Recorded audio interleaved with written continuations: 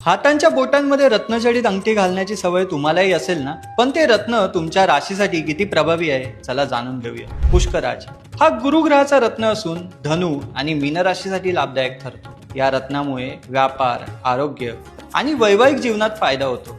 माणिक हा सूर्याचा रत्न असून सिंह राशीसाठी लाभदायक मानला जातो।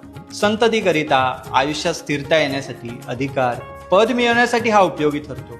पाचू हा बुध ग्रहाचा रत्न असून तो मिथुन आणि कन्या राशीसाठी लाभदायक ठरतो।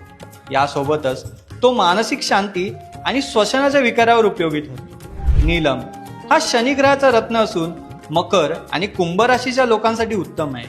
हा रत्न शनी संबंधित दोषांकरिता उपयोगी ठरतो। हिरा हा शुक्र ग्रहाचा रत्न असून वृषभ आणि तुळ राशीच्या लोकांना हिरा घालण्याचा सल्ला दिला जातो। हिरा परिधान केल्याने कीर्ती आणि प्रतिष्ठा मिळू शकते। मोती हा चंद्राचा रत्न असल्यामुळे कर्क राशींच्या लोकांसाठी लाभदायक ठरतो।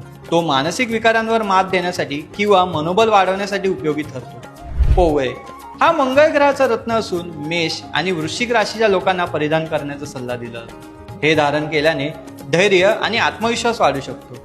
गोमेध राहूसाठी गोमेध धारण करण्याचा सल्ला दिला जातो। गोमेध धारण केल्याने नेतृत्व क्षमता वाढते। लसण्या केतूसाठी लसण्या धारण करण्याचा सल्ला दिला जातो। लसण्या धारण केल्याने व्यवसाय आणि इतर कामात लाभ होतो।